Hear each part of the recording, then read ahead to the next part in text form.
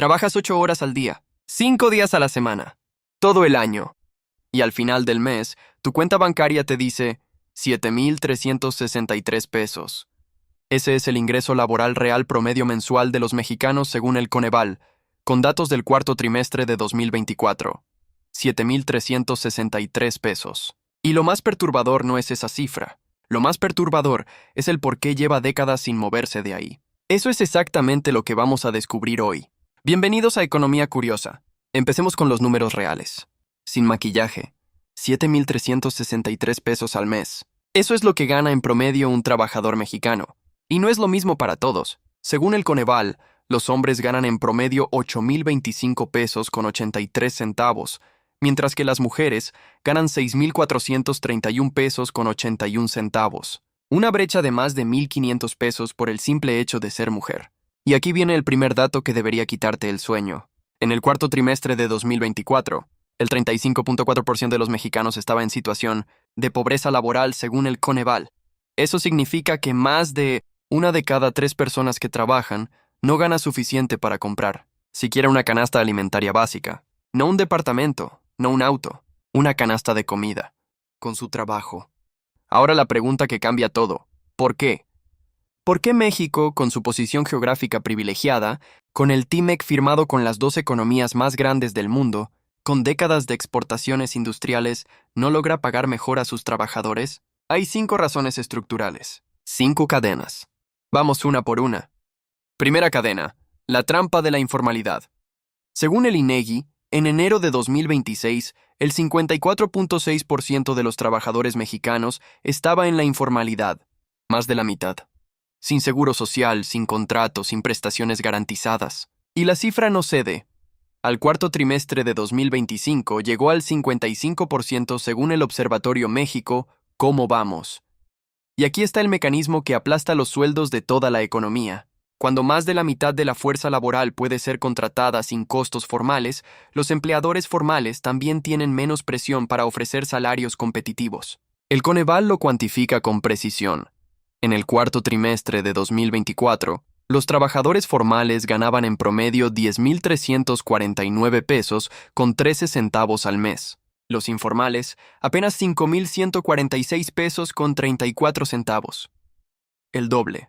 La formalidad vale el doble en el bolsillo, y aún así, más de la mitad del país trabaja sin ella. Segunda cadena.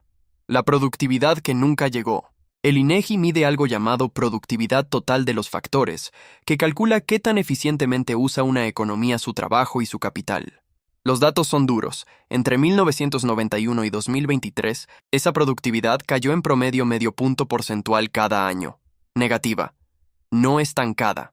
Negativa.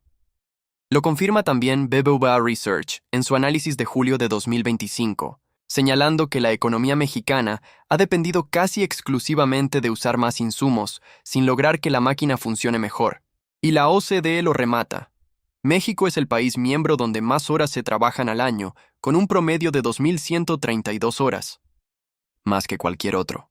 Y al mismo tiempo, según el informe de productividad de la OCDE de 2025, la productividad laboral por hora de México cayó en 2024, mientras que Estados Unidos creció un 1,5%. Trabajamos más y producimos menos por hora.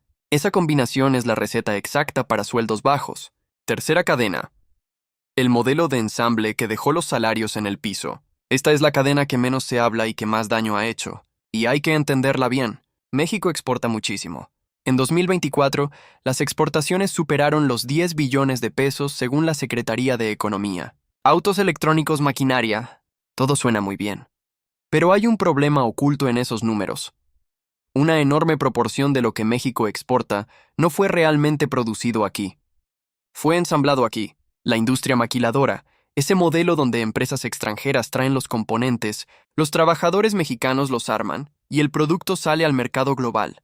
Genera empleo pero captura muy poco valor para el país. Investigadores de la UNAM y del CEPAL han documentado que el contenido importado de las exportaciones manufactureras mexicanas pasó del 24,5% al 31,6% entre 2005 y 2015, y en el caso de la maquila específicamente, llega a rondar el 65%. Es decir, de cada peso que entra por exportaciones, Una enorme porción ya salió antes para pagar los insumos que vinieron de fuera. ¿Y qué tiene que ver eso con los sueldos? Todo. Cuando una empresa ensambla en lugar de diseñar, investiga o desarrollar tecnología, el perfil de trabajador que necesita es distinto. No necesita ingenieros especializados bien pagados. Necesita manos que armen rápido y barato. Y eso se refleja directamente en los salarios que ofrece. El IMCO lo documentó con un dato demoledor. México destina apenas el 0.3% de su PIB a investigación y desarrollo. Israel destina el 5%. Esa diferencia no es solo un número. Es la distancia entre un país que inventa cosas y uno que las ensambla. Y los países que inventan pagan mejor. Y lo más irónico es que México ya figura en el lugar 17 del índice de complejidad económica de Harvard en 2025, su mejor posición histórica, lo que significa que tiene capacidad para producir cosas complejas. Pero esa complejidad está concentrada en muy pocas industrias y pocos estados del norte del país. El sur y el centro siguen atrapados en actividades de bajo valor agregado, una economía de dos velocidades donde la brecha salarial entre regiones es enorme y estructural. Cuarta cadena. El salario mínimo que tardó décadas en recuperarse. Durante casi 3 décadas, el salario mínimo fue usado como ancla antiinflacionaria, prácticamente congelado. El resultado fue una caída brutal del poder adquisitivo desde mediados de los 90 hasta bien entrada la siguiente década. Fue hasta 2016 que comenzó la recuperación real. En 2025, el salario mínimo quedó en 248 pesos con 93 centavos diarios, equivalente a 8.364 pesos mensuales en zona general. Eso es real y es un avance. Pero investigadores de la revista científica Economía UNAM advierten que, con ese ritmo, México apenas en 2025 alcanzó los niveles promedio latinoamericanos de 2022. Con 3 años de retraso. El daño de 3 décadas no se repara en 10 años. Quinta cadena. El crecimiento económico que tampoco llegó. En 2025 el PIB de México creció apenas 0.8%. Y las condiciones críticas de ocupación del INEGI, ese indicador que mide a quienes ganan muy poco o trabajan jornadas inadecuadas, afectaban al 39.6% de los trabajadores. Casi 24 millones de personas. La OCDE publicó en julio de 2025 una advertencia escalofriante. Si México no hace cambios estructurales urgentes, el crecimiento del PIB per cápita podría caer a solo 0.05% anual entre 2024 y 2060. El periodo 2006 a 2019 ya era mediocre, con 0.67% anual. La OCDE proyecta caer a la décima parte de eso. 35 años de estancamiento virtual. Una generación entera sin mejorar su nivel de vida. Ahora bien, hay algo que la mayoría de los análisis omite y que aquí vamos a decir sin rodeos. Los sueldos bajos en México no son solo un accidente histórico. Durante décadas fueron convenientes para ciertos modelos de negocio. Trabajadores baratos significan costos laborales bajos. La economía mexicana compitió en el mundo siendo barata, no siendo productiva. Esa fue una elección de política económica con consecuencias que hoy carga el trabajador en su bolsillo cada quincena. El nearshoring tiene potencial. Pero los expertos advierten que si no viene acompañado de transferencia tecnológica real, inversión en educación y formalización del empleo, podría convertirse en más de lo mismo. Ensamble con sueldos mediocres y trabajadores sin movilidad social. Corea del Sur, Taiwán y Singapur también empezaron ensamblando. La diferencia es que ellos invirtieron agresivamente en pasar de ensamblar a diseñar. México lleva décadas en el primer paso.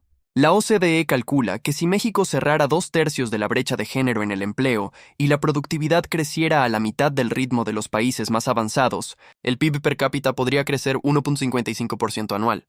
No es imposible, pero requiere atacar la informalidad de raíz, invertir de verdad en tecnología y dejar de competir siendo baratos. Porque un país que compite siendo barato no es próspero, es un país barato. La pregunta que te dejo hoy es incómoda. ¿Cuántos años más vamos a esperar a que el sueldo refleje lo que realmente vale el trabajo de los mexicanos? Si este video te hizo pensar, compártelo. Que este tema lo escuche más gente. Nos vemos en el siguiente video de Economía Curiosa.